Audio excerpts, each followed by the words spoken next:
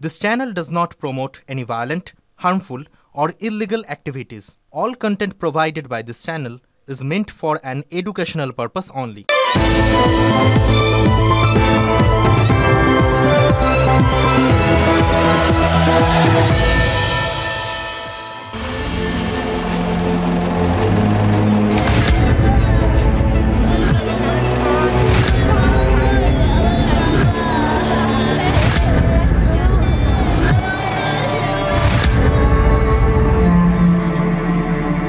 হরিয়ানা, দিল্লি, ওড়িশা, মহারাষ্ট্র বিভিন্ন সময়ে দেশের বিভিন্ন প্রান্তে আক্রান্ত হয়েছে বাঙালি। সোজা কথায় রাজ্যে কাজ না পেয়ে ভিন রাজ্যে যাওয়া বাঙালি পরিযায়ী শ্রমিক।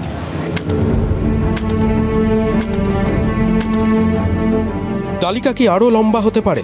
ভিন রাজ্যে রুটি রুজি খুঁজতে যাওয়া বাঙালি শ্রমিক এবং তাদের পরিবারের কপালে চিন্তার ভাঁজ কি চওড়া হতে পারে? বাংলা থেকে কত শ্রমিক ভিন রাজ্যে যান হিসেব রাখে পরিযায়ী শ্রমিক ঐক্যমঞ্চ। শুধুমাত্র মুর্শিদাবাদেরই 5 লক্ষ পরিযায়ী শ্রমিক নাকি ভিন রাজ্যে কাজ করছেন। সারা রাজ্যের হিসেব ধরলে সংখ্যাটা কত? পরিযায়ী শ্রমিক ঐক্যমঞ্চ বলছে সারা রাজ্য থেকে বাইরের রাজ্যে কাজ করতে যাওয়া নথিভুক্ত পরিযায়ী শ্রমিকের সংখ্যা 28 লক্ষ। এই মানুষগুলোর ভবিষ্যৎ কি? কেন এই বাঙালি পরিযায়ী শ্রমিকদের ভবিষ্যৎ নিয়ে আশঙ্কা তৈরি হচ্ছে?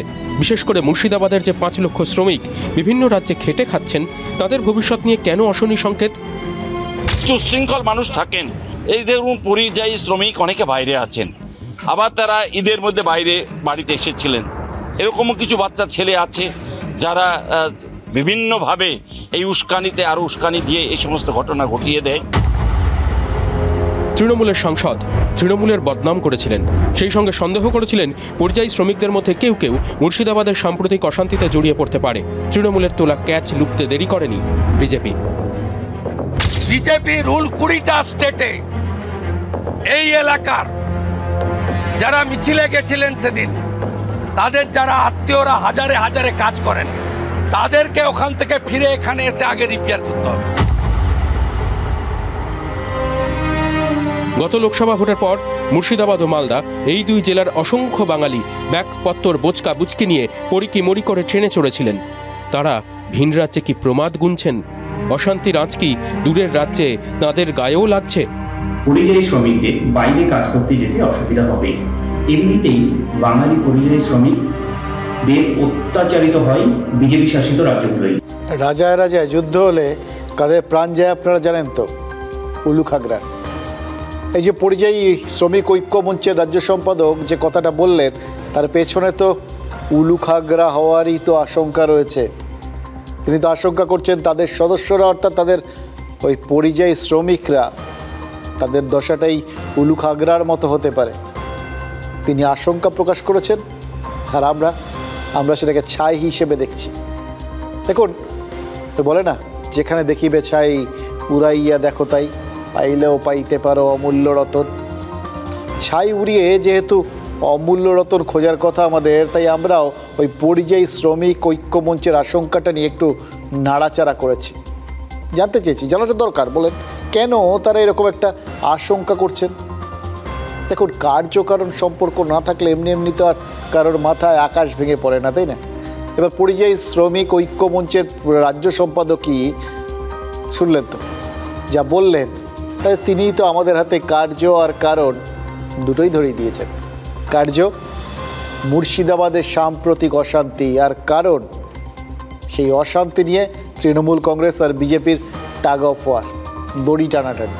প্রথমে মুর্শিদাবাদের তৃণমূল সাংসদ ওই আবু তাহের, তার বক্তব্য তো শুনলেন। ঈদের সময় বেশ কিছু পরিযায়ী শ্রমিক বাড়ি ফিরেছিলেন, তাদের মধ্যে অনেক বাচ্চা কাচ্চা ছিল। এবার যাদের দিয়ে অশান্তি পাকানো যায়, আর তার কথার রেস ধরেই তো এরপর রাজ্যের বিরোধী দল নেতা শুভেন্দু অধিকারী বলেছেন যে বিজেপি শাসিত রাজ্যগুলোতে রাজ্যের যে সমস্ত পরিযায়ী শ্রমিক আছেন তাদের ধরে ধরে ক্ষতিপূরণের টাকা আদায় করা হবে। অর্থাৎ মুর্শিদাবাদে সংখ্যাগুরু হিন্দুদের ঘরে যে ড্যামেজ হয়েছে, সেই ড্যামেজ ভিন রাজ্যে বাঙালি পরিযায়ী শ্রমিকের কাছ থেকে ম্যানেজ করা হবে, আদায় করা হবে। প্রথমে আবু তাহেরের কথা, তারপর শুভেন্দু অধিকারীর এই ড্যামেজ ম্যানেজের ফর্মুলা, এ দুটোই তো ওই পরিযায়ী শ্রমিকদের আশঙ্কিত করার জন্য যথেষ্ট ছিল। এবং কারণ যখন আছে তার তো বাস্তব প্রতিফলনও আছে। তারা আশঙ্কিত, এবং সংখ্যাটা ভাবুন 28 লক্ষ। একজন দুজন তো না, খুঁজে পাবে না। সংখ্যাটা যখন এত বড়, তখন যে কোনো রাজ্যে যে কোনো সময় তাই তো খুঁজে পাওয়া যেতে পারে। এবার যদি সত্যি পরিস্থিতিটা ওই জায়গায় পৌঁছয়, বাইরের রাজ্যগুলোতে কাজ করতে যাওয়া বাঙালি শ্রমিকরা যদি সত্যি টার্গেট হন, তখন কি হবে ভেবে দেখেছেন? দেখুন, টার্গেট যখন হবেন না, তখন কিন্তু ওই কে কি জাত পাত ধর্ম এই সমস্ত কেউ ভাববেন না। মুড়ে মিছড়ে একদর হয়ে যাবে, কোনো ভেদাভেদ থাকবে না। হিন্দু মুসলিম যে সম্প্রদায়েরই হোক না কেন, বাঙালি হলেই মার খেতে পারে, তাদের হেনস্থা করা হতে পারে। এবং ওই বললাম, ক্ষতিপূরণের নামে তাদের ধরে ধরে টাকা পয়সা কেড়ে নেওয়া হতে পারে, যার যেরকম মনে হবে, যার যেরকম প্রবৃত্তি, এবং যার ভেতর যতটা আক্রোশ জমা হয়ে আছে। মোদ্দা কথাটা কি? বাঙালি হলেই তার মানে বাইরের রাজ্যে এই পরিযায়ী শ্রমিকরা আক্রান্ত হতে পারেন, এবং তা যদি হয় সেটা তো সামগ্রিকভাবে বাংলারই ক্ষতি।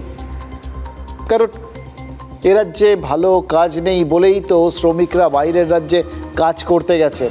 এবং খেয়াল করে দেখুন আরও একটা কথা, যদি ব্যাপারটা এইরকমভাবেই ছড়াতে থাকে, তখন কে কি কাজ করতে গেছেন সেটাও কিন্তু কেউ বিচার করবেন না।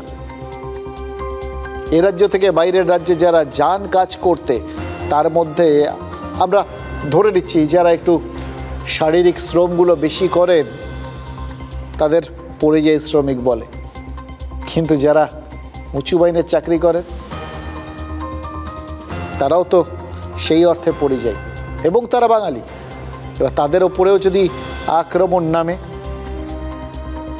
কোথায় যাবে পরিস্থিতিটা বুঝতে পারছেন? এ রাজ্যে বললাম এখানে কাজ নেই, বাইরে গিয়ে কাজ করতে হচ্ছে, সেই কাজের জায়গা বন্ধ হয়ে যাবে, তাহলে তারা ফিরে আসবেন, এখানে অর্থনীতির ওপর চাপ পড়বে, হাহাকার পড়ে যাবে। তো তারপরে এ রাজ্যে আইন শৃঙ্খলার অবনতি হয়েছে বলে যে বদনামটা হবে, সেটাও তো বাংলার ক্ষতি। উত্তরপ্রদেশের মুখ্যমন্ত্রী যোগী আদিত্যনাথ গতকাল বলেছেন, যারা অশান্তি করছে তাদের ডান্ডা মারা উচিত, ডান্ডা মারার দাওয়াই। এটা তার কাছে সঠিক বলে মনে হতে পারে, কিন্তু মুশকিলটা কোথায় জানেন? যোগী আদিত্যনাথ তো আর এখানে এসে ডান্ডা মেরে যাবেন না, মারলে তো নিজের রাজ্যে মারবেন। এবার তার প্রশাসনের ডান্ডা সন্দেহের বশে যদি কোনো বাঙালি পরিযায়ী শ্রমিকের মাথায় পড়ে, সেটাও তো তাহলে ওই রাজ্যেই পড়বে, এবং সেটা পড়বে কিন্তু বাঙালির উপর। আর যদি ওই রাজা যা বলেন, পারিষদবর্গ বলেন, শতগুণ, এইভাবে যদি তার সাঙ্গ পাঙ্গ যারা আছেন তারা সবাই মিলে উৎসাহী হয়ে বাঙালি খুঁজতে এবং বাঙালি পেটাতে নেমে পড়ে, তাহলে কি হবে? সামগ্রিকভাবে সেটা কি বাংলার জন্য একটা বিপর্যয় ডেকে আনবে না? নাকি বাংলা, উত্তরপ্রদেশ এরকম নির্দিষ্ট কিছু রাজ্য নয়, সামগ্রিকভাবেই আমাদের দেশটার জন্য একটা বিপর্যয় টেনে আনবে? কারণ খেয়াল করে দেখুন, এইভাবে যদি একটা রাজ্যে আরেকটা রাজ্যের মানুষজন আক্রান্ত হতে থাকেন, তাহলে তো দেশের যুক্তরাষ্ট্রীয় কাঠামোয় ধাক্কা লাগবে, রাজ্য বনাম রাজ্য হয়ে যাবে। এটাই তো এই অতীতে আমরা হতে দেখেছি। 2008 সালে মহারাষ্ট্রে উত্তরপ্রদেশ আর বিহারের শ্রমিকদের বেছে বেছে মারা হয়েছিল, এবং সেটা নিয়ে মহারাষ্ট্রের সাথে ওই দুই রাজ্যের সম্পর্ক তলানিতে ঠেকেছিল, এবং তার থেকেও বড় কথা, দেশ অশান্ত হয়েছিল। একই ঘটনা তো আমরা একটা সময় অসমেও দেখেছি, বাঙালিরা সেখানে আক্রান্ত হয়েছে। দেখুন, ওয়াকফ আইনের প্রতিবাদ থেকে যে হিংসার আগুনটা মুর্শিদাবাদে জ্বলল, ঠিক এই যে কথাগুলো বললাম, একই রেস ধরে যদি আখেরে ওই বিভিন্ন রাজ্যের গিয়ে বাঙালিদের আক্রান্ত হতে হয়, যদি বাংলার সঙ্গে অন্যান্য রাজ্যের সম্পর্কের ওপর তার প্রভাব পড়ে, তাহলে বুঝতে পারছেন আমাদের দেশটাকে যারা দুর্বল করতে চাইছে, এটা তাদের কাছে কত বড় পাওনা। এটা দেশের যে একটা ঐক্যের কাঠামো, সেই কাঠামোটাই যে আলটিমেটলি নড়বড়ে হয়ে যেতে পারে, এটাও কি স্পষ্ট করে বোঝা যাচ্ছে না? এবং যখন এই ব্যাপারটা বোঝা যায়, যখন এই আস্তে আস্তে বলেন একটু ওপর থেকে বার্ডস আই ভিউ, যত ওপরে যাবেন তত আরও অনেক বড় পরিসর জুড়ে একটা জায়গাকে দেখা যায়, ঘরের মধ্যে থেকে যে বিষয়টা বোঝা যায় না সেটা বাইরে গেলে পরিষ্কারভাবে চোখের সামনে ফুটে ওঠে। এবং সেই জায়গায় দাঁড়িয়ে এটা কি বোঝা যাচ্ছে না যে আমাদের দেশের জন্য এটা কত বড় বিপদ হতে চলেছে? এবং যদি আমাদের দেশের বিপদ আসে তাহলে কারা সব থেকে বেশি খুশি হবে সেটাও কি বোঝা যাচ্ছে না? जोगी बड़ो बड़ो बात कर रहा है, सबसे बड़ा भोगी है। महाकुंभ में कितना लोगों का मौत हुआ, कितने एनकाउंटर में मैं मरा। আমি কি বলছি বুঝতে পারছেন, ইশারাই কাফি। মুখ্যমন্ত্রী বলছেন, কি বলতে চাইছেন সেটা কিছু বলছেন, কিছুটা বলছেন না, আর কিছুটা যেটা বলছেন না সেটার জন্য যে তিনি ইশারা করে দিচ্ছেন সেইটাও আবার তিনি স্পষ্ট ভাষায় বলে দিচ্ছেন। ওই বললেন সমঝদারদের জন্য ইশারাই কাফি। তিনি কি বলতে চাইছেন দেখুন, যোগী আদিত্যনাথের রাজ্যে কি হয় আর কি হতে পারে সেটা তিনি ইশারাতেই বুঝিয়েছেন। এবার এই যে দেশের দুই রাজ্যের মুখ্যমন্ত্রীর মধ্যে একটা অবিশ্বাসের বাতাবরণ, একটা চাপা টেনশন তৈরি হয়ে গেল। এই যে দুজনের দিকে বেঁকা চোখে তাকাচ্ছেন এবং এমন এমন সব বক্তব্যগুলো বলছেন, এমন এমন সব আশঙ্কা করছেন, এটা তো সামগ্রিকভাবে একটা অস্থিরতার ইঙ্গিত হয়ে দাঁড়ালো। এই অস্থিরতাটা কে চাইছে? এই ঘরের মধ্যে থাকা কোনো শত্রু, নাকি আমাদের শত্রুর ঠিকানা অন্য কোনো দেশ?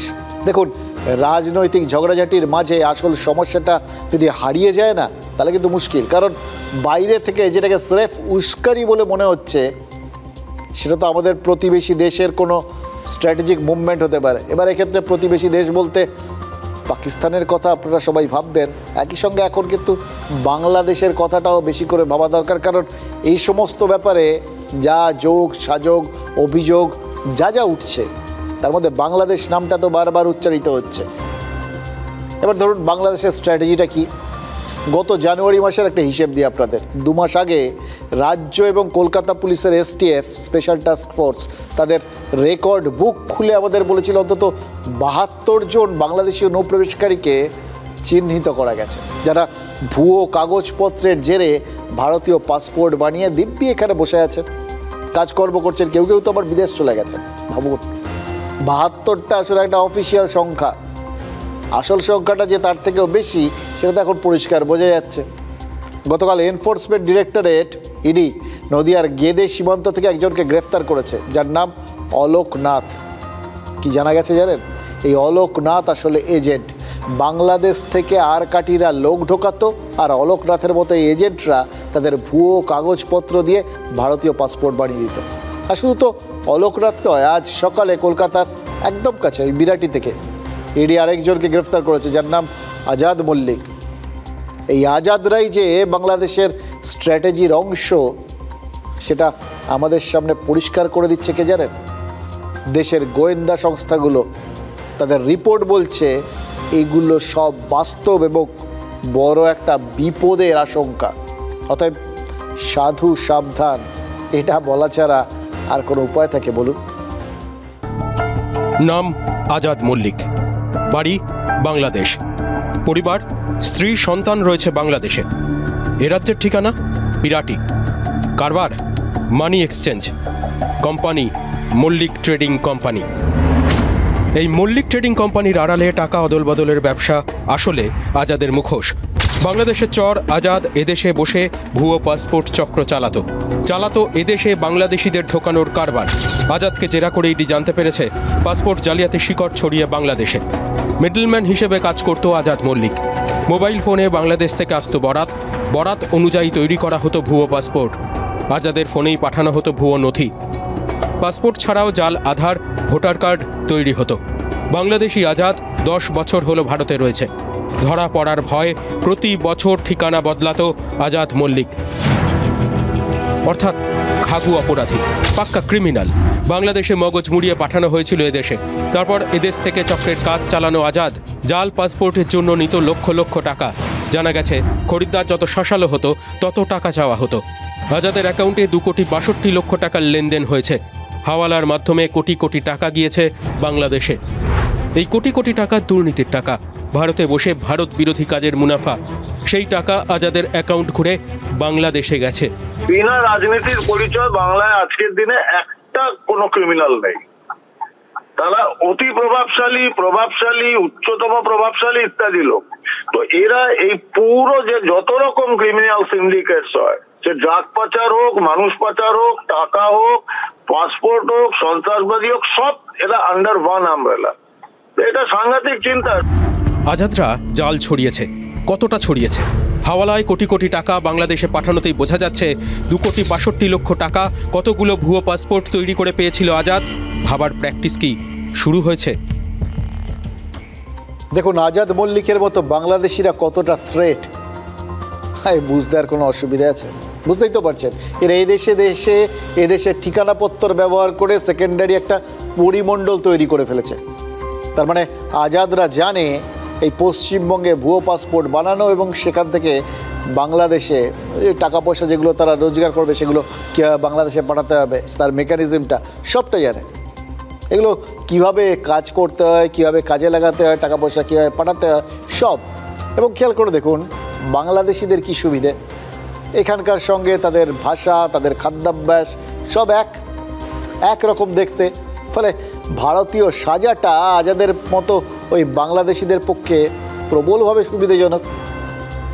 এবার এর উল্টো দিকের বিপদটা খেয়াল করে দেখুন, এদেশে তারা এসে থাকলেন, খেলেন, ব্যবসা করলেন, রোজগার করলেন, এদেশের সম্পদ নিজেরা বাগালেন এবং বাংলাদেশে পাঠালেন। এটা একটা সমস্যা, আমাদের দেশের অর্থনীতির ওপর তার প্রভাব রয়েছে। আর দ্বিতীয়ত, এই বাংলাদেশিদের ভারতীয় বানিয়ে যদি তাদের দিয়ে কোনো অপরাধমূলক কাজ করানো হয় বিদেশের মাটিতে, এবং তার থেকেও বড় কথা যারা এরকমভাবে অন্যায়ভাবে এদেশে এসছেন তাদের মধ্যে একটা কোথাও গিয়ে ভয় কাজ করে, অনিশ্চয়তা। আর যারা এরকম মানসিকভাবে অনিশ্চয়তার মধ্যে থাকেন তাদের কিন্তু মগজ ধোলাই করে কোনো অপরাধমূলক কাজে লাগানোটা অনেক সহজ হয়ে যায়। এই মুর্শিদাবাদের ক্ষেত্রে যে সেটা হয়নি তার গ্যারান্টি কোথায়? হয়তো অনেক দিন ধরে একটু একটু করে যাদের এদেশে ঢোকানো হয়েছিল তাদের একটা বড় অংশের মূল উদ্দেশ্যই ছিল এরকম ওই টাইম বোম ফিট করে রাখার মতো। বিভিন্ন জায়গায় এদের প্লেস করে দেওয়া হয়েছে, ঠিক সময় ইঙ্গিত পেলেই সবাই একসঙ্গে রাস্তায় নেমে পড়বেন। দেখুন, পাসপোর্ট চক্রের তদন্ত যত এগোচ্ছে না তত কি বোঝা যাচ্ছে জানেন? বোঝা যাচ্ছে বাংলাদেশি নেটওয়ার্কটা এখানে কতটা শক্তিশালী এবং কতটা বিশাল। আমরা সাধারণভাবে একে অন্যের সাথে কথা বলছি, ঘুরে বেড়াচ্ছি, পাড়ায় দেখছি, আরেকজনের সাথে দেখা হচ্ছে, কুশল বিনিময় করছি, হাসছি, জানতেও পারছি না আমাদের পাশাপাশি আরও একটা এরকম মানে পুরো কমপ্লিট নেটওয়ার্ক যারা নিজেদের মধ্যে কথাবার্তা আদান প্রদান সব চালিয়ে যাচ্ছেন। আমরা জানি না আমাদের পাশাপাশি আছেন তারা, এবং আসলে আস্তে আস্তে তারা আমাদের মাটিটা কাটছেন, পায়ের তলার মাটিটা। সেই নেটওয়ার্ক যে দাঙ্গা হাঙ্গামা বাঁধাচ্ছে না প্রয়োজন মতো, বা দাঙ্গা হাঙ্গামাটার মাথা হয়ে সেটাকে পরিচালনা করছে না, সেটার কোনো গ্যারান্টি কি কেউ দিতে পারবেন বলুন তো? একটা দেশ বিরোধী শক্তি যে এখানে সক্রিয়, এটা কি আজ আর কেউ অস্বীকার করতে পারবেন? দেখবেন এই প্রশ্নটা করাটা খুব অন্যায় ব্যাপার, জানেন তো, কারণ এই প্রশ্নটা করলে অনেকগুলো পিঠি অনেকগুলো বক্তব্য এসে যাবে। তো তাই এই প্রশ্ন যেই মুহূর্তে করবেন দেখবেন রাজনৈতিক বিতর্ক শুরু হয়ে যাচ্ছে, ডিবেট, পলিটিক্যাল ডিবেট, রাজনৈতিক তরজা। যে তরজার কথা বলতে আমাদেরও কিছু কথা বলা প্রয়োজন, যে কথাগুলো আজ সত্যি কথা বলছি, আজ যে পরিস্থিতি আছে না, আর মুখ বুজে থাকার জাস্ট কোনো অবকাশ নেই। তাই সেই কথাগুলো তো বলবোই আজকে, যে কথাগুলো না বললেই নয়।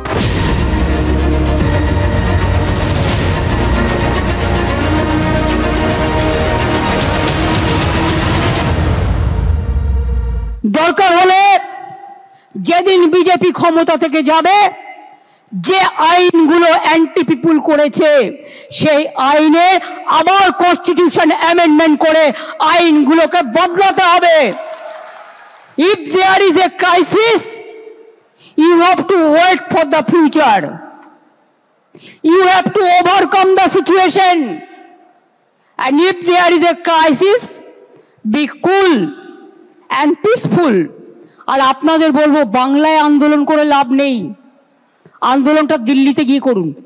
আমি তো আপনাদের পক্ষে, আমি সর্বধর্মের পক্ষে, হিন্দু মুসলিম শিখ ইসাই আপোষ মে যায় না ভাই ভাই।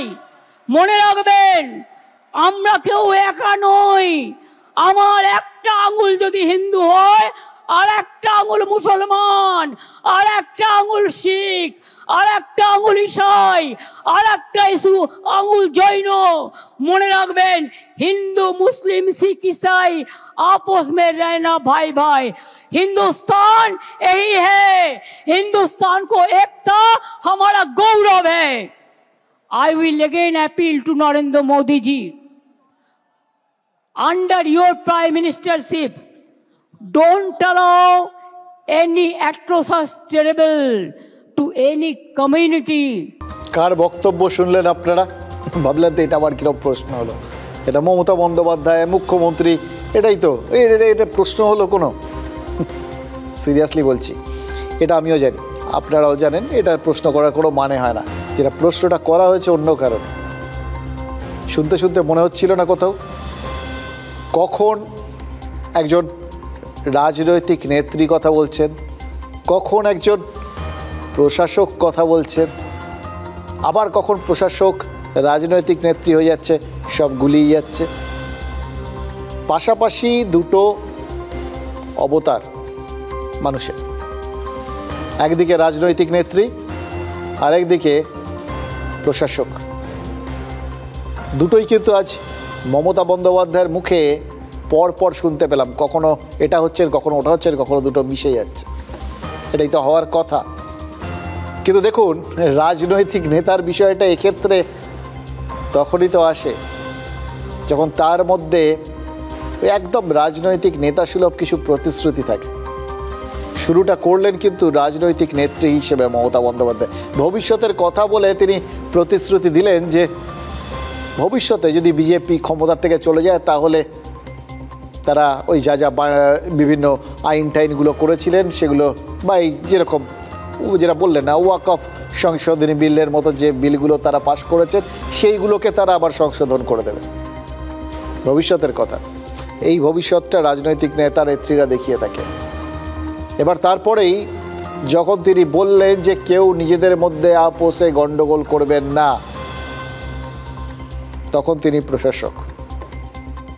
আবার যখন তিনি বলছেন যে গোটা বিষয়টা করতে গেলে কেন্দ্রের ওখানে গিয়ে করুন দিল্লিতে, তখন তিনি একই সঙ্গে প্রশাসক এবং রাজনৈতিক নেত্রী, অর্থাৎ একই সঙ্গে দায়টা ঠেলছেন বিজেপির ওপর, আর গোটা গণ্ডগোলটা প্রশাসক হিসেবে রাজ্য থেকে তুলে নিয়ে গিয়ে দিল্লিতে চালান করে দিচ্ছেন, রাজ্যটা ঠিক থাক।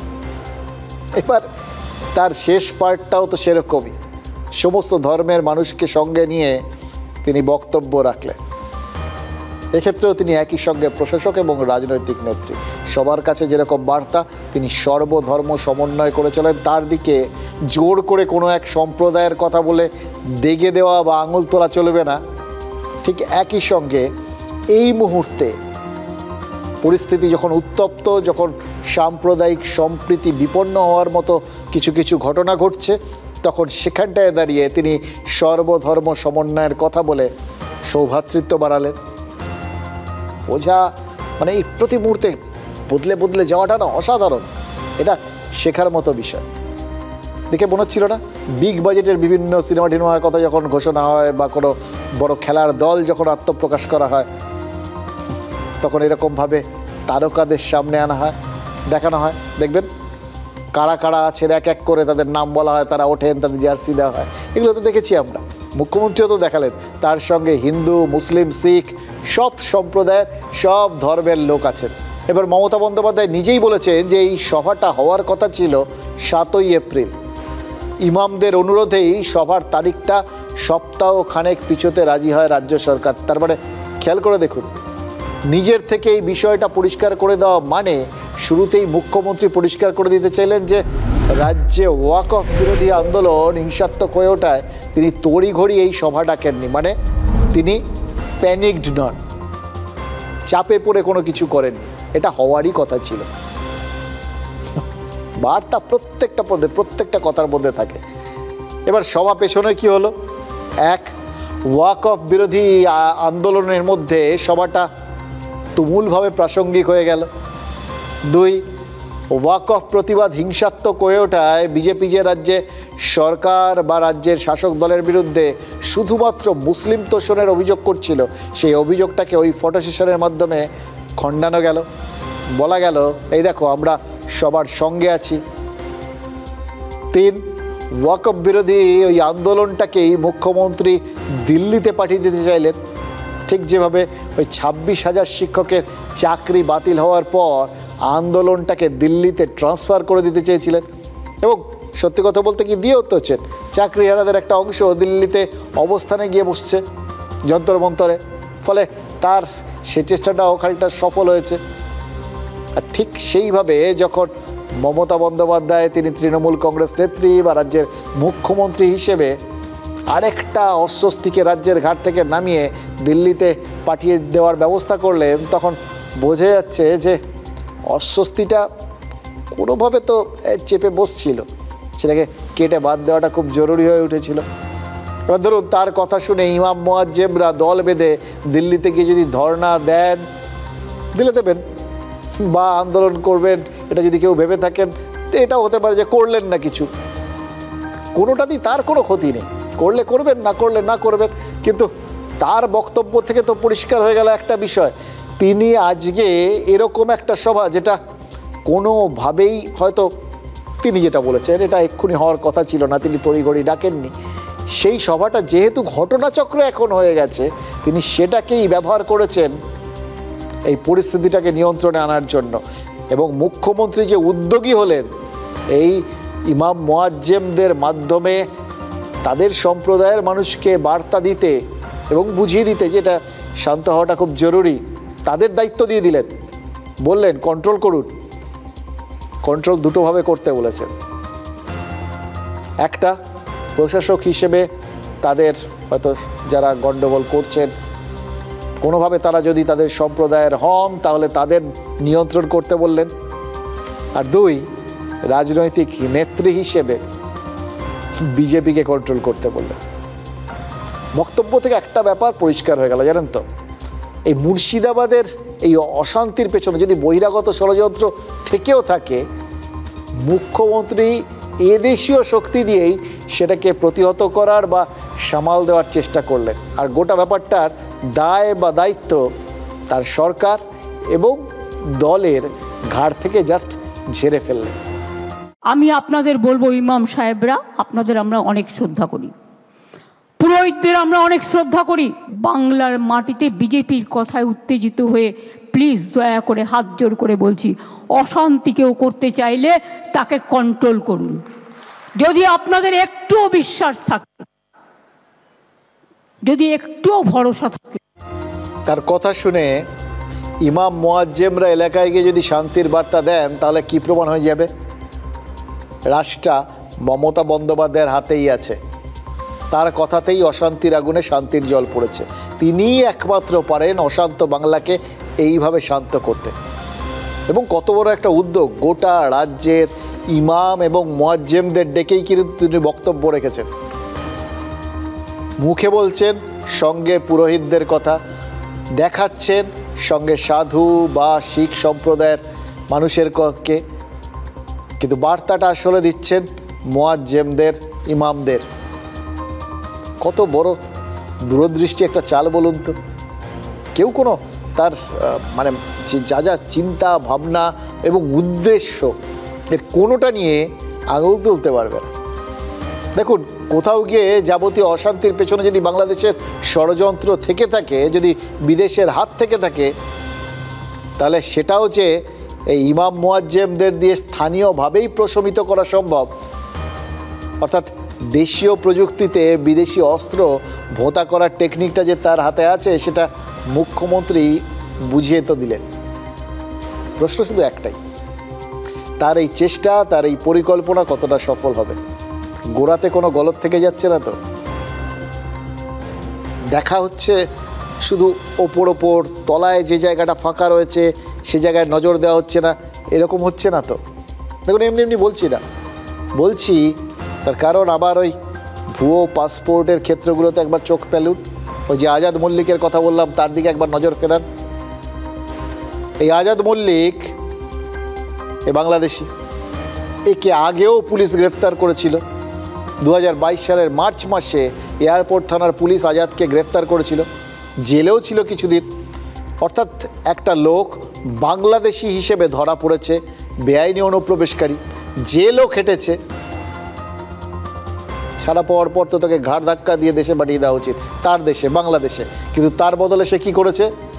সে এখানেই থেকে গেছে, এবং শুধু থাকেনি, ব্যবসা বাণিজ্য করেছে, এখানকার টাকা পয়সা হজম করেছে, এখানকার টাকা পয়সা তার দেশে মানে বাংলাদেশে পাঠিয়েছে, এবং সব থেকে বড় কথা অপরাধের জাল ছড়িয়েছে।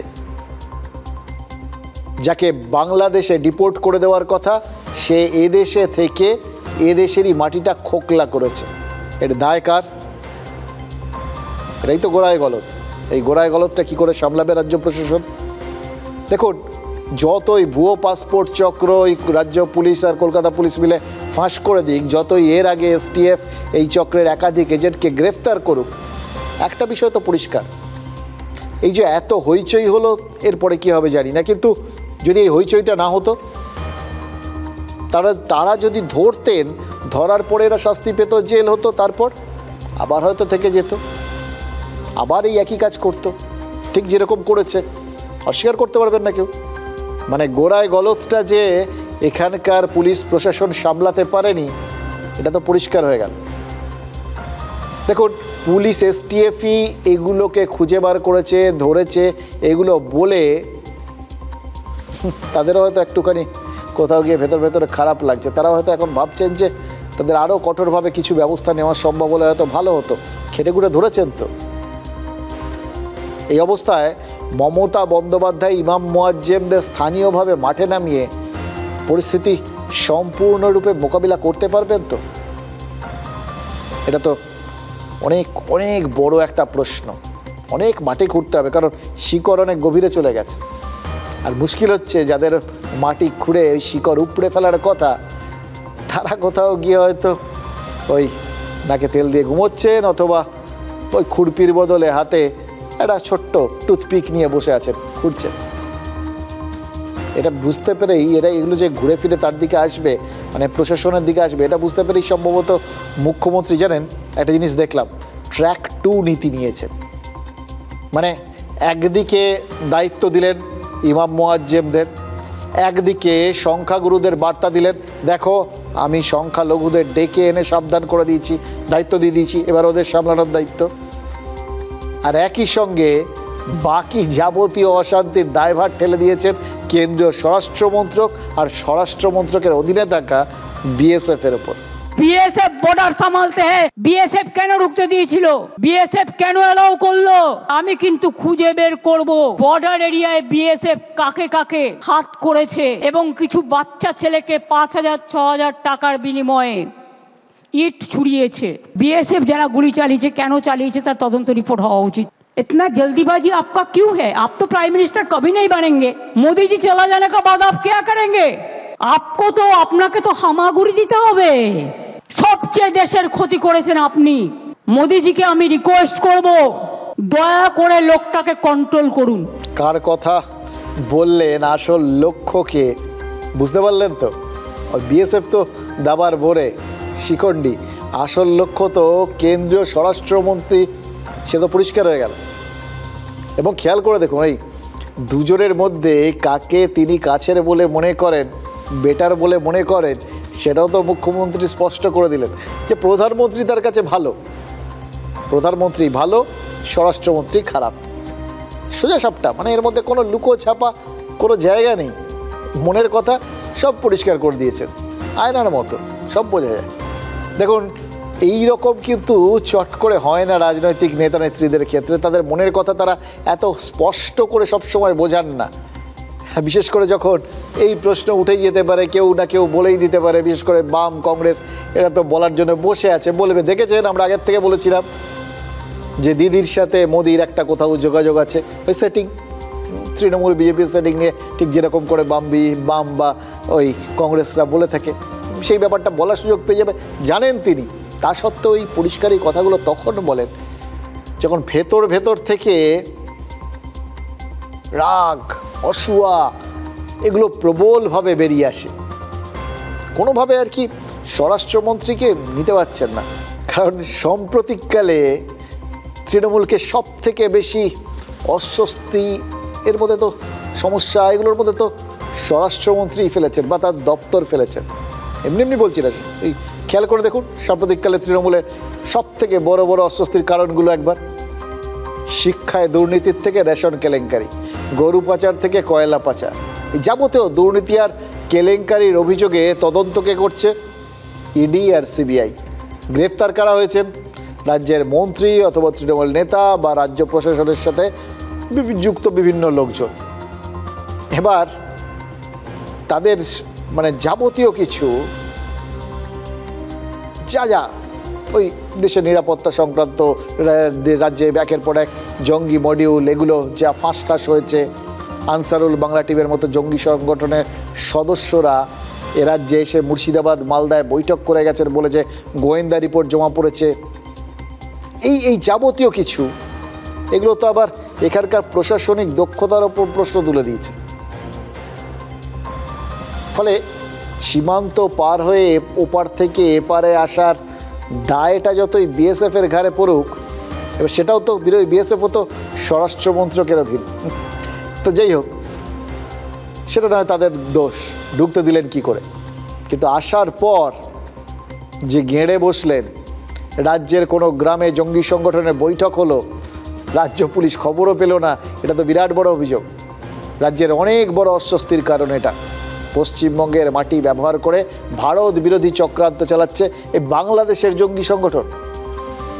এবার এই কথা বলে তো শুভেন্দু অধিকারী, সুকান্ত মজুমদাররা সব এনআইএ তদন্ত চেয়ে বসে আছেন।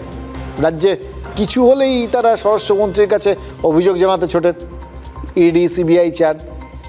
এবার এই সব কটা সংস্থার একবার একটুখানি ভেবে দেখুন তো মাথা কারা।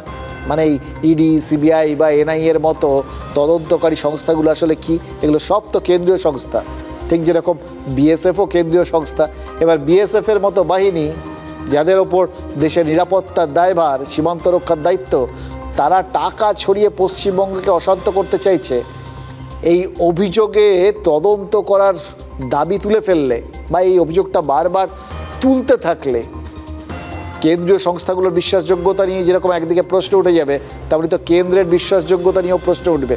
এবং একই সঙ্গে যদি পুরো বিষয়গুলো উদ্দেশ্য প্রণোদিত এবং কোথাও গিয়ে ষড়যন্ত্র হয়, তাহলে তো এখন অবধি তৃণমূলের বিরুদ্ধে যা যা অভিযোগ উঠেছে, যা যা তৃণমূলের অস্বস্তির কারণ, সেগুলো সবই ষড়যন্ত্র, সবই মিথ্যে। মমতা বন্দ্যোপাধ্যায় তো এই ভাবনার রাস্তাটাই খুলে দিলেন। এবং যে মন্ত্রকের বিরুদ্ধে দেশ বিরোধী শক্তিকে ব্যবহার করে যুক্তরাষ্ট্রীয় কাঠামোয় আনার অভিযোগ তিনি সরাসরি করলেন, সেই মন্ত্রক সম্পর্কে কাকে সতর্ক করলেন? প্রধানমন্ত্রীকে। এই মন্ত্রক সম্পর্কে, মানে স্বরাষ্ট্র মন্ত্রক সম্পর্কে প্রধানমন্ত্রীকে সতর্ক করে আসলে মমতা বন্দ্যোপাধ্যায় যে বিজেপি বা কেন্দ্রীয় সরকারের একদম শীর্ষস্তরে ডিভাইড অ্যান্ড রুল পলিসিটা খাটানোর চেষ্টা করলেন, সেটাও তো পরিষ্কার বোঝা যাচ্ছে। ওই বললাম তুই ভালো কিন্তু ও খারাপ, একই জায়গার দুজন। এই জায়গাটা নিয়ে না যত বেশি বিতর্ক হবে তত বেশি তৃণমূলের লাভ। কারণ 2026-এর আগে বিজেপির শীর্ষ নেতৃত্ব যতবার এ রাজ্যে আসবে, ততবার মমতা বন্দ্যোপাধ্যায়ের এই আজকের কথাগুলো তাদের গায়ে কাঁটার মতো বিঁধবে। এটা কিন্তু এখন থেকেই পরিষ্কার করে দিলেন। আর পরিষ্কার হয়ে গেল এখন পর্যন্ত যা যা হচ্ছে, যা যা হবে, সমস্ত কিছু ভোটের কথা মাথায় রেখে। 11 তারিখে হাত পা ধরে বিএসএফ কে ডেকেছে, পুলিশ শাটার তুলে ঢুকে পড়েছিল। যে বিএসএফ সারা দেশের একটা সুরক্ষার ব্যবস্থা করে, সেই বিএসএফ কে নিয়ে এই ধরনের কথা বলতে, মানে নিজেকে মিথ্যা ঢাকতে আর কি বলবেন? মানুষ বিশ্বাস করবে? উনি পুলিশ মন্ত্রী হিসাবে ব্যর্থ, এই জন্যই তো এনআইএ চাই আমরা। আপনার পদত্যাগ দাবি করি, আপনাকে আমরা জেলে দেখতে চাই। ভবিষ্যতে গোটা রাজ্যে প্যারামিলিটারি এবং আর্মি নামিয়েই এই রাজ্যে আইন শৃঙ্খলা রক্ষা করা হবে। মাননীয় হোম মিনিস্টারকে কিম্ভূত কিমাকার বলে গালি দেওয়ার পরেও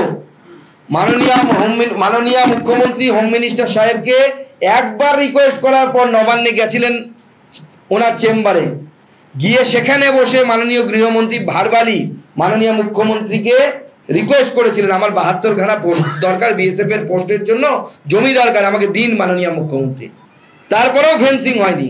মুখ্যমন্ত্রী দোষ চাপাচ্ছেন অন্যের ঘাড়ে। দেখুন, রাজনীতিতে কোনো কিছুই একতরফা হয় না। এক্ষেত্রে রাজনীতি অত্যন্ত বিজ্ঞান মনস্ক, জানেন তো। তাই মুখ্যমন্ত্রীর অ্যাকশনের পাল্টা রিয়াকশনটা শুরু হয়ে গেছে। মুখ্যমন্ত্রী রাজ্যের ঘাড় থেকে অস্বস্তিটাকে সরিয়ে দিল্লিতে পাঠাতে চেয়েছেন, আর সুকান্ত মজুমদার অস্বস্তির কেন্দ্রবিন্দুটা, সেটা ওই মানে যেখানে অস্বস্তির কেন্দ্রবিন্দু আর কি, সেখান থেকে অস্বস্তিটাকে তুলে কলকাতার বুকে টেনে আনতে চেয়েছেন। মানে ওই যারা ভুক্তভোগী, অস্বস্তি যারা ভুগেছেন, যাদের দিকে তাকালে এই মুহূর্তে সব থেকে বড় প্রশ্নগুলো চোখের সামনে ভেসে উঠবে, তাদের তিনি ওই মুর্শিদাবাদের যে সমস্ত হিন্দু পরিবার অশান্তির শিকার, দাঙ্গা হাঙ্গামায় যাদের ঘর পুড়েছে, ক্ষতিগ্রস্ত হয়েছেন, যারা সব হারিয়েছে, যারা মালদার আশ্রয় নিয়েছিলেন ওই আশ্রয় শিবিরে, তাদের কলকাতায় নিয়ে চলে এসছেন বিজেপির রাজ্য সভাপতি। এবং রাজ্য যেভাবে সমস্ত দায় বিএসএফের ঘাড়ে চাপিয়ে হাত দিয়ে ফেলতে চেয়েছে, সেই একইভাবে সুকান্ত মজুমদার সমস্ত দায় রাজ্য পুলিশের ওপর চাপাতে চেয়েছে এবং বিএসএফকে বাঁচাতে চেয়েছে। দেখুন, একই সঙ্গে ওই দুটো বিজ্ঞানের পরিভাষাটা, দুটো ফোর্স আছে, একটা সেন্ট্রিপেটাল ফোর্স, একটা সেন্ট্রিফিউগাল ফোর্স। একটা কেন্দ্র থেকে একটা বৃত্তের কোথাও গিয়ে পরিধির দিকে যায়, আর একটা বাইরের থেকে ভেতরের দিকে কেন্দ্রের দিকে আসে। রাজনৈতিক শক্তিগুলো এরকম, একদল এদিকে ছোড়েন, কেন্দ্রের দিকে ছোড়েন, তো কেন্দ্র থেকে গোটা ব্যাপারটা আবার রাজ্যের দিকে ছোড়ে। দেখুন, ঘর ছাড়া পরিবারগুলো সুকান্ত মজুমদারের পাশে বসে কি বলেছে জানেন? এতক্ষণ ধরে যে কথাগুলো শুনলেন, ঠিক তার উল্টো। বিএসএফ তাদের হামলার হাত থেকে বাঁচিয়েছে। বিএসএফ নাকি পয়সা দিয়ে ঢিল মারিয়েছে।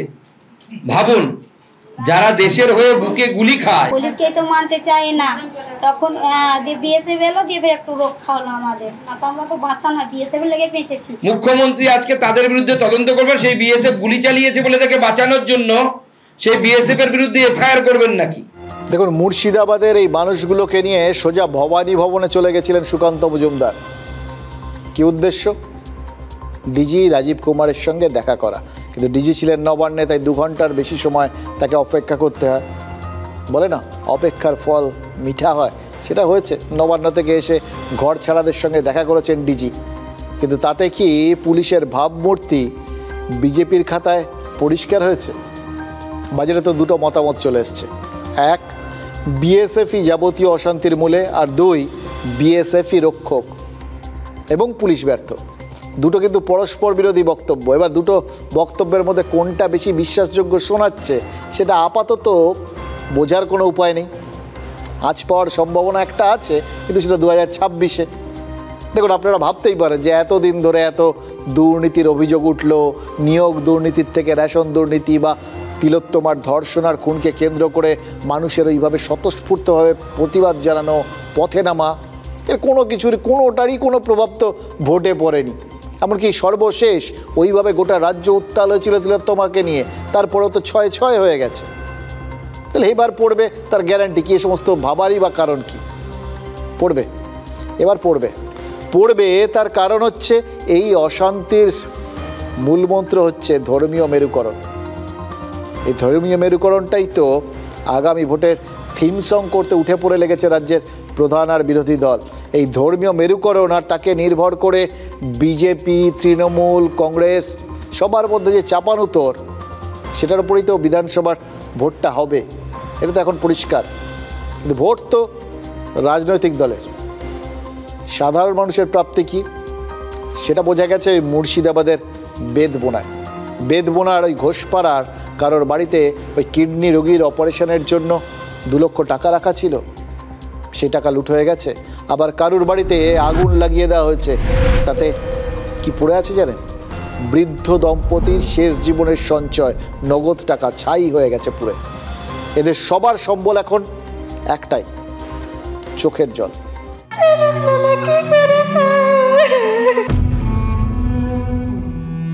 স্বামীটাকে কি করে বাঁচাবো আমি?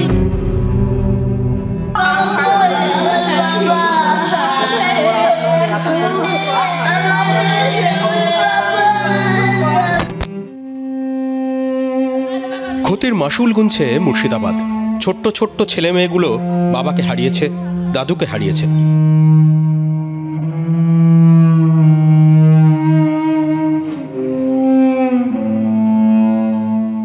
$10 লক্ষ টাকা পাবে নিহতের পরিবার, ঘোষণা করেছেন মুখ্যমন্ত্রী মমতা বন্দ্যোপাধ্যায়। যারা মারা গিয়েছে আমি কোনো সম্প্রদায় হিসেবে দেখি না, মানুষ হিসেবে দেখি। তাদের প্রত্যেককে আমাদের সরকার 10 লাখ টাকা করে পরিবারকে সাহায্য করবে। প্রাণ হারিয়েছেন 3 জন, যারা বেঁচে আছেন দিন কাটছে মরার মতোই। দুষ্কৃতী হামলায় বাড়ি পুড়ে ছাড়খাড়, ঘরদোর ভেঙে চুরমার, থাকার জায়গাটুকু নেই।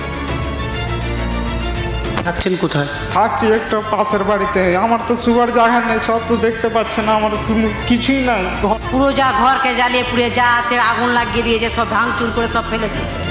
কোথায় বাস করবো, কোথায় থাকবো, কোনো কিছুই নেই আমাদের। ঘর হারানো বাসিন্দাদের জন্য মুখ্যমন্ত্রীর ঘোষণা, যাদের বাড়ি ভেঙেছে তাদের সবাইকে বাংলার বাড়ি করে দেওয়া হবে, এবং যাদের দোকান নষ্ট হয়েছে তাদেরটা এস্টিমেট করে সেটা চিফ সেক্রেটারি দায়িত্ব নিয়ে কাজটা করবেন। কিন্তু শুধুই কি বাড়ি দোকান, কত কি খুইয়েছেন ভুক্তভোগীরা। কিডনি রোগীর অপারেশনের জন্য 2 লক্ষ টাকা ঘরে রাখা ছিল, সেই সম্বলটুকু লুট করেছে দুষ্কৃতীরা। অসহায় বেদবোনার ঘোষ পরিবার। তারপরে নিয়ে আমি টাকাটা জোগাড় করলাম, কি আমি 10 তারিখ ডেট দিয়েছে তো অপারেশনটা করিয়ে দিব। আজ আমার স্বামীটা আজকাল হয়ে আছে, কখন কি হবে আমি বলতে পারবো। বাড়িতে কত টাকা রাখা? 2 লাখ টাকা মতো জোগাড় করে রেখেছি। বেদবোনার আরেক ঘোষ পরিবারেরও মাথায় হাত। জমি বিক্রি করে ঘর তোলার জন্য 5 লক্ষ টাকা রাখা ছিল, হিংসার আগুনে সব পুড়ে ছাই। 4 ছেলে আতঙ্কে ঘর ছাড়া। পোড়া টাকা স্তূপের সামনে বসে কাঁদছেন বৃদ্ধ দম্পতি। আমি জমি বিক্রি করে 5 লাখ টাকা জোগাড় করেছি, বাড়ি দেবো। আমার সব টাকাকে আমার পুড়িয়ে ছাই করেছে, 5 ভরি সোনার চুরি করে দিয়ে গেছে, আমার কিছু রেখে দেয়নি। দেদার লুট হয়েছে গৃহস্থের সোনাদানা। এই ক্ষতির পূরণ হবে কি করে? সরকারি দল কি হিসেব কষবে? সাজানো গোছানো বাড়ি হারিয়ে বাংলার বাড়িতে কি ক্ষতিপূরণ হবে? কি বলছে শামশেরগঞ্জের বেদবোনা জাফরাবাদ, সবচেয়ে ক্ষতিগ্রস্ত 2 গ্রাম। আর কিছু নাই, সব সোনা দানা যা ছিল বাক্সতে সবই খুলে চলে গেছে। আমার চেন ছিল 1.5 ভরি, আমার কানের মালা আংটি ছিল, সবকে আমার লুটপাট করে নিয়ে নিল। ভালো ভালো জিনিসকে সোনা দানা নিয়ে নিছে, পয়সা নিয়ে নিছে, তারপর আগুন ধরিয়ে দিয়েছে। এখন আমাদের ঘর দুয়ারে কিছু নাই, আমাদের সরকার যা সহযোগিতা করবে তাতেই আমরা খুশি। আমরা ক্যাম্প চাই, তাহলে আমরা প্রশাসন ছাড়া আমরা থাকতে পারছি না। ক্যাম্প না করলে আমরা নিরাপত্তা থাকতে পারবো না। যেগুলো বাড়ি পুড়িয়ে দিয়েছে ওইগুলো যেন বাড়ি করে দেয়, আমরা শান্তিতে বাস করতে পারি আগেকার মতন।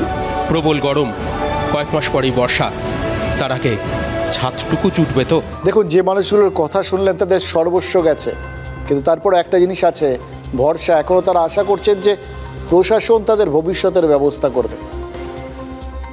এবার প্রশাসন কি করবে সেটা তো পরের কথা। মুখ্যমন্ত্রী আজকের বৈঠকের পরেও বাস্তব কিন্তু অন্য কথা বলছে। শোনা যাচ্ছে রাজ্যে নাকি নতুন করে অশান্তির আগুন ছড়াতে পারে, এবং সেই আগুন দক্ষিণবঙ্গে নয়, ছড়াতে পারে উত্তরবঙ্গে। জলপাইগুড়ি, বিন্নাগুড়ি, ওদলাবাড়ি, ময়নাগুড়ি, এই সমস্ত জায়গায় নাকি ওয়াক অফ বিরোধী প্রতিবাদ যে মিছিলগুলো চারপাশে হচ্ছিল সেরকমই মিছিল হওয়ার কথা ছিল, পুলিশ অনুমতি দেয়নি। এবার যারা প্রতিবাদ মিছিল করবেন বলে ঠিক করেছিলেন তারা কি প্রশাসনকে পাল্টা চ্যালেঞ্জ ছুড়েছেন, বলেছেন শুক্রবার জলপাইগুড়ি শহরে তারা মিছিল করবেন। পুলিশ অবশ্য এখনও অনমনীয়, অশান্তি এড়াতে কিছুতেই তারা অনুমতি দিতে নারাজ, স্বাভাবিক। কিন্তু তাতেও কি ভরসা পাওয়া যাচ্ছে? কারণ আগুনে ঘি ঢালার লোকের তো অভাব নেই। আমি যদি সুকান্তকে বলি, তুমি বলছো গাড়িতে টেনে টেনে নামাবো, আর আমরা যদি মনে করি 5 মিনিটের মধ্যে যে কটা বিজেপি আছে এমন যেটা তাদের মুখটা আর কেউ চিনতে পারবে। ও বাপের বেটা হলে তো সিপিএমটাই করতো না, সিপিএম ছেড়ে তৃণমূলে ঢুকেছে কেন? পিঠ বাঁচানোর জন্য। ওর মাথা ঠিক নেই, ভাঙড়ে আইএসএফ এর গুঁতো খেয়ে ওর মাথা ঠিক নেই। দেখুন, শওকত মোল্লার সুরটা হুমকির মতোই তো শোনাচ্ছে। এবার তাতে কারা সিঁদুরে মেঘ দেখবেন? বিজেপি। সুকান্ত মজুমদার, শুভেন্দু অধিকারী তো পাল্টা হুঁশিয়ারি দিচ্ছেন, অর্থাৎ পাথরে পাথরে ঠোকাঠুকি লাগছে। মনে আছে আপনাদের, আমাদের আদি পূর্বপুরুষরা সেই পড়েছিলেন না ছোটবেলায়, তারা পাথরে পাথরে ঠুকে আগুন জ্বালাতো। তার মানে আগুন এরকম ঠোকাঠুকিতেই তো লাগে, জলে টেনশন তৈরি হয়। এক্ষেত্রেও যদি তাই হয় তাহলে শওকত মোল্লার লাভ না ক্ষতি, এটা লাভ ক্ষতির অঙ্কটা তো কষাটা খুব জরুরি। শওকত মোল্লার মতোই তো মারমুখী মেজাজে একজন কথা বলতেন, তার নাম উদয়ন গুহ, উত্তরবঙ্গ উন্নয়ন মন্ত্রী, যিনি 4 বছর দফতর সামলানোর পরেও আজকের দিনে দাঁড়িয়ে কি উপলব্ধি করছেন যে তিনি নিশ্চিত নন, অনিশ্চয়তায় ভুগছেন। বুঝে উঠতে পারছেন না যে সামনের বার জিতে মন্ত্রী হয়ে আসতে পারবেন কিনা। মানে সোজা কথায় তিনি দিনহাটার মানুষের ওপর ভরসা হারিয়ে ফেলেছেন, বা উল্টো তার হয়তো মনে হচ্ছে দিনহাটার মানুষ তাকে ভরসা করেন না, বা তার ফলে তিনি দিনহাটার মানুষকে বিশ্বাস করতে পারছেন না। আর সোজা বাংলা কি, ভোটে হারের ভয় পাচ্ছেন ডাকাবুকো উদয়ন গুহ, নিজেই বলেছেন দিনহাটার মানুষকে বিশ্বাস করতে পারছেন না। এবার কেন এই অবিশ্বাস? নেতারা আসলে কথায় এক কাজে আর এক, এটা তো সবাই জানেন। তাই জন্য এমনিতেই তো পাবলিক নেতাদের বিশেষ বিশ্বাস করে না, এটাও তো পাবলিকের নিজস্ব বিশ্বাস, যেটা তো আমরা জানি। নতুন আর কি বললেন? আসলে কি মনে হচ্ছে জানেন, শিওরে সমন দেখে ওই মরণকালে হরিণ নামের মতো এতদিন কি বলেছেন, কি করেছেন সব মনে পড়ে যাচ্ছে। দেখুন, উদয়ন গুহ 2021 সালের বিধানসভা ভোটে কিন্তু জেতেননি, নিশীথ প্রামাণিকের কাছে হেরেছিলেন। কিন্তু নিশীথ বিধায়ক পদ ছেড়ে সাংসদ হয়ে যাওয়ায় উপনির্বাচন হয়, আর সেই উপনির্বাচনে 1.5 লক্ষেরও বেশি ভোটে জিতেছিলেন উদয়ন। মার্জিন দেখে অনেকেরই অবশ্য তখন প্রবল অবাক লেগেছিল, কপালে চোখ। মাত্র কয়েক বছরের মধ্যে একজন হেরে যাওয়া মানুষ কীভাবে হিরো, বলা ভালো সুপার হিরো হয়ে ওঠেন। বিরোধীরা যথারীতি তীর ছুটতে মাঠে নেমেছিলেন। দিনহাটার সাহেবগঞ্জ রোড এলাকায় সুইমিং পুল তৈরি হবে। মঙ্গলবার তারই শিলান্যাস অনুষ্ঠানে ঠিকাদার সংস্থাকে সময়সীমা বেঁধে দিয়েছেন উদয়ন গুহ। যারা এজেন্সি আছে তাদের বলেছি 6 মাসের মধ্যে এই কাজটা শেষ করতে হবে। মাত্র 6 মাস, এত তাড়াহুড়ো কেন?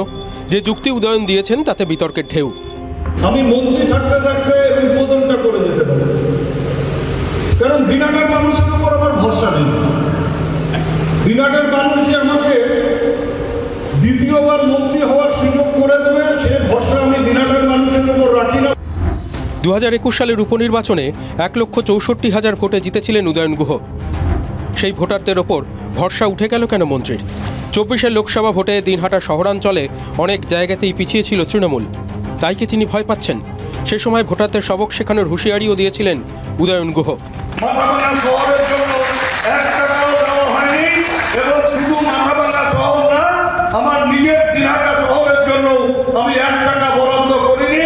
উদয়ন মানেই তো হুমকির ফোয়ারা, বিতর্কের উদয়।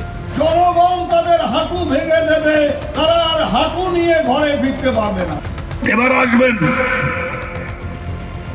প্যান্ট হলুদ হয়ে যাবে, সেটাই নিশীথ প্রামাণিকের একেবারে দাড়ি গম শুদ্ধে উপরে। গত লোকসভা ভোটের আগে মুখ্যমন্ত্রী মমতা বন্দ্যোপাধ্যায় পর্যন্ত বলে গিয়েছিলেন, আমি একটা কথা বলে যাব, বি কুল কুল কুল তৃণমূল।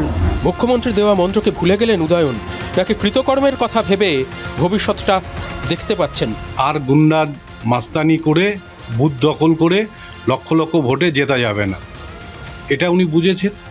তারা ভয় পাচ্ছেন যে এবার তাদের বিনাশকাল উপস্থিত হয়েছে। উন্নয়ন করার পরেও শহরের লোক যে শহরে ভোট কম পায় সেই ক্ষোভটা উগড়ে দিচ্ছে। দেখুন, মৌসুম ভবন গতকাল একটা খুব সুখবর দিছে জানেন তো, এবছর বর্ষায় খুব ভালো বৃষ্টি হবে। এবার বর্ষা ভালো হলে আশা করা যায় উৎপাদনও বেশি হবে, অনেক ধান হবে, যত ধান তত চাল। এবার কত ধানে কত চাল পাওয়া যায় এই অঙ্কটা নেতাদের চেয়ে তো কেউ ভালো জানেন বলে মনে হয় না, সত্যি বলছি। দেখুন, এই রাজ্যের পঞ্চায়েত মন্ত্রী প্রদীপ মজুমদার, তিনি দীর্ঘদিন মমতা বন্দ্যোপাধ্যায়ের কৃষি উপদেষ্টা ছিলেন, ফলেই চাষবাস, আবহাওয়া এ সমস্ত বিষয় নিয়ে সরকারকে, প্রশাসনকে তিনি ভালোভাবেই গাইড করতে পারতেন। ভালোই জানেন তিনি যে জমিতে পর্যাপ্ত পরিমাণ জল দিলে ফসল বেশি পাওয়া যায়। পঞ্চায়েত মন্ত্রী হয়েছেন, কিন্তু মনে হচ্ছে প্রদীপবাবু তার আগের এক্সপার্টাইজটা একদম অক্ষুণ্ণ রেখেছেন। অঙ্কটা একটুও বলেননি, বরং পুরনো সিলেবাসটা ঝালিয়ে নিচ্ছেন বলেই তো মনে হচ্ছে। এমনি বলছি না, কারণ আছে। গতকাল শিলিগুড়িতে গেছিলেন পঞ্চায়েত মন্ত্রী, আর তার সঙ্গে ছিলেন পঞ্চায়েত প্রতিমন্ত্রী বেচারাম মান্না আর দফতরের একদল আধিকারিক। এবার হঠাৎ এখান থেকে উজিয়ে কেন শিলিগুড়িতে গেলেন? ওই জমিতে জল দিতে। উত্তরবঙ্গের জমিতে তৃণমূল তেমন একটা ঘাস ফুল ফোটাতে পারেনি, অথচ ওখানে যে ফুল ফোটে না তা তো নয়, পদ্ম ফুল ফুটেছে ভালোই। তাই শিলিগুড়ির কাছেই মাটিগাড়া, নকশালবাড়ি বা ফাঁসি দেওয়া গত কয়েকটা নির্বাচনে বিপুল ভোটে তৃণমূল হেরেছে। ডাবগ্রাম ফুলবাড়িতে গৌতম দেবের মতো ডাকসাইটে শাসক নেতা হেরেছে। 26-এর ভোটের আগে ইমেজ ফেরাতে তাই উন্নয়নের ফুল ফোটাতে চাইছে শাসক। এবার তাতে যদি ঘাস ফুল একটু বেশি ফোটে তাতেই তো লাভ। তাই প্রদীপ মজুমদার পঞ্চায়েত দফতরকে নিয়ে এতটা সক্রিয় হয়ে মাঠে ঘাটে নেমে পড়েছে। এবার কি সক্রিয়তা? ওই বিভিন্ন সরকারি প্রকল্প যেন গ্রামে সব মানুষের হাতে পৌঁছয় বা পৌঁছচ্ছে কিনা মন্ত্রীর নির্দেশেগুলো ঘুরে ঘুরে সব খতিয়ে দেখছেন দফতরের শীর্ষকর্তারা। হয়তো তার মনে পড়ে গেছে বাম আমলের ওই যে পঞ্চায়েত স্তরে যে কাজকর্ম হয়েছিল সেগুলোই তাদের এত বছর ক্ষমতায় রেখে দিয়েছিল। বর্ষা আসার আগে সেই পরিষেবায় আরও গতি আনার নির্দেশ দিয়েছেন মন্ত্রী। এবার এই নির্দেশ তারও ওপর থেকে এসছে কিনা সেটা খোলসা হয়নি, কিন্তু ভোটের কথা ভেবেই যে জমিতে জল দেওয়া হচ্ছে সেটা তারা মানুন চাই না মানুন এটা তো পরিষ্কার। কিছু গ্রাম যে পিছিয়ে সে কথা তো বেচারাম মান্না নিজেও মেনে নিয়েছেন। তবে কি এলাকায় পিছিয়ে পড়াই শাসকের ভোটে পিছিয়ে পড়ার কারণ? উন্নয়ন কম, ভোট কম, এই উত্তরটা মনে হচ্ছে তৃণমূল খুঁজে পেয়ে গেছে। তাই ভোটের 1 বছর আগে উত্তরে ছুটেছে পঞ্চায়েত দপ্তর। তবু ভালো একটা জিনিস মনে হচ্ছে জানেন তো, ভোটের ঠেলাতে হলেও কেউ তো অন্তত এই ভোটের বাজারে গঠনমূলক কিছু করার কথা বলছেন।